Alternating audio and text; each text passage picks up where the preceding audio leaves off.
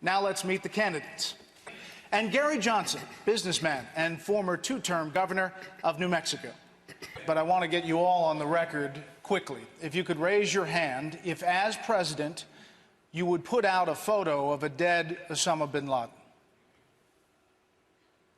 Just to be sure, Mr. Kaine, you would not. I would not. Governor Johnson, you have said you're an advocate of getting out of Afghanistan tomorrow. You've also said that you'd support a Democratic plan to establish a timetable with an end date for withdrawal of U.S. troops in Afghanistan. Are you worried at all about providing a specific end date, and that possibly would enable the Taliban to move in the day after the U.S. troops left? Well, first of all, I'm not in favor of a timetable. I'm in belief that that timetable should be tomorrow, and I realize that tomorrow may involve several months.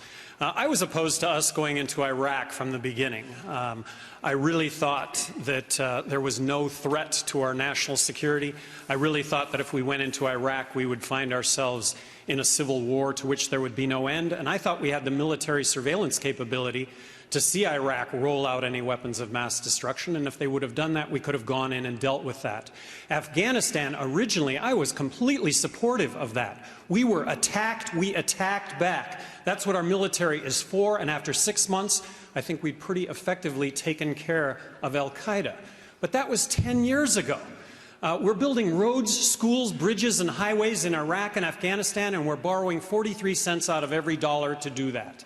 In my opinion, this is crazy. And then looking at Libya right now, I'm in a position right now where I'm issuing opinions on everything right away. My opinion on Libya is I'm opposed to it A through Z. Thank you, Governor. Governor Johnson, the nation's unemployment rate is 8.8%. And this week, jobless claims rose to their highest level in 8 months. Among your proposals for getting the private sector to start hiring are eliminating corporate income tax, doing away with the federal minimum wage law, and to stop extending unemployment benefits. Isn't that just a windfall for big business? Well, absolutely not. I think that repealing or doing away with the corporate income tax is simply getting us back to where we were. And we need to understand that the corporate income tax is a double tax. That we all own the corporations, and when income gets distributed to us, we pay the tax on that. So we have the highest corporate income tax in the world right now. Let's abolish it. Let's make it the way that it was to begin with, and that will literally create tens of millions of jobs overnight, because this country will be the only place to establish, grow, build, nurture business. Why won't that happen?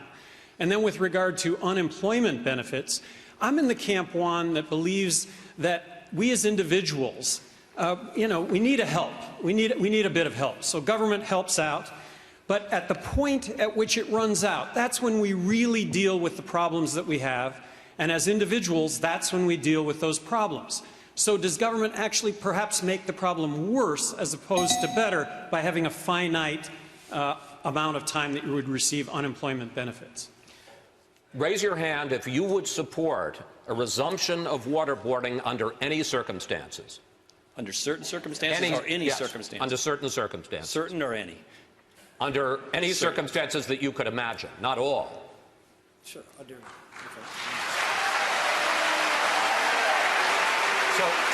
So just to be clear, the three of you under individual case-by-case basis would support waterboarding. Congressman Paul, you would not. No, I would not. And Governor Johnson, you would not. Anything. I would not. Okay. Well, it's just simply not true, Ron. I mean, the fact is that what we found is that some of this information that we found out that led to Osama bin Laden actually came from these enhanced interrogation techniques. And by the way, we wouldn't have been able to launch a raid into Pakistan to get Osama bin Laden if we weren't in Afghanistan. May I say, Governor Johnson, most Republicans and everyone else on this stage but you identify themselves as pro-life. You have said that abortion should be legal until the fetus is viable. How do you hope to woo conservative GOP voters here in South Carolina and across the country with that position? Well, I support a woman's right to choose up until viability of the fetus. As governor of New Mexico, I would have signed a bill banning late-term abortion. I've always favored parental notification. I've always favored counseling. and I've always favored the notion that public funds should not be used for abortion. So running for governor of New Mexico in a state that was 2-to-1 Democrat, I really didn't get that vote in the primary, but I like to think that I got all of those votes in the general election, and that's a reality here also. For those individuals that hold that as their #1 issue, I'm not going to get that vote. I would hope to get that vote if I were to move on to the general election. All right. Governor Johnson, you say we should not only legalize and tax marijuana, you admit that you smoked it when it was still illegal in your state of New Mexico after suffering several serious and very painful bone fractures. Question, how far would you go in legalizing drugs, sir? Well, first of all, I would hope that people, when it comes to the drug issue, looking at me, would look at what I did as governor of New Mexico, which was everything was a cost-benefit analysis. So using that as a criteria, half of what we spend on law enforcement, the courts, and the prisons is drug-related. And to what end? We're arresting 1.8 million people a year in this country. We now have 2.3 million people behind bars in this country. We have the highest incarceration rate of any country in the world. I would ask people to look at this issue, see if they don't come to the same conclusion that I did, and that is that 90% of the drug problem is prohibition-related, not use-related. That's not to discount the problems with use and abuse, but that ought to be the focus. So I advocate legalizing marijuana. Control it, regulate it, tax it. It'll never be legal for kids to smoke pot or buy pot. It'll never be legal to smoke pot or do harm to others. When it comes to all other drugs, I advocate harm reduction strategies, which is simply looking at the drug problem first as a health issue rather than a criminal justice issue. Governor Johnson. I believe that we're on the verge of a financial collapse unless we balance the federal budget, and I don't see that happening with Obama. Now, I do see that happening with the Republican Party. Why the American electorate is going to give Republicans back control of the presidency and Congress and the Senate, given that a few short years ago they did that and Republicans passed a prescription drug care benefit and ran up record deficits, I'm not so sure. But I'm under the belief that only Republicans are capable of solving the problem that exists right now, which is the collapse of our economy. When we come back, Governor Johnson, if you had a reality TV show like Donald Trump does, what would it be? Wow. I'm stumped. I'm really stumped. You know, I'm an active guy, so reality TV for me would be to spread this whole notion of physical activity and competition and the notion that we should all live in the present. I don't think it would be Donald Trump's show. I don't think it would be Sarah Palin's show either, crawling on her hands and knees up the ice fall in Alaska. But you mentioned... Wow, I'm just totally stumped. I understand, and that's fair. You mentioned that you like to work out. We understand you've run 30 marathons. I've run 30 marathons. What are you running away from?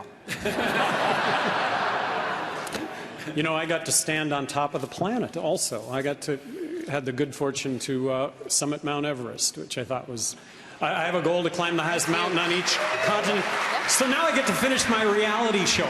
I hope to climb the highest mountain on each of the 7 continents. I have 3 to go, so my reality show would be trying those last 3. We knew we'd get there. Thank you. Governor, thank you.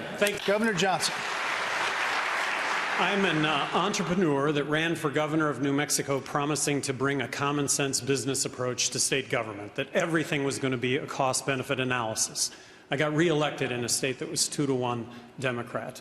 I think we're on the verge of a financial collapse unless we balance the budget, and that means some really, really tough choices that are all doable, and they're all doable under the context of a common-sense business approach to the way government does business and a cost-benefit analysis that goes along with everything that government is doing. Gary Johnson, 2012.com.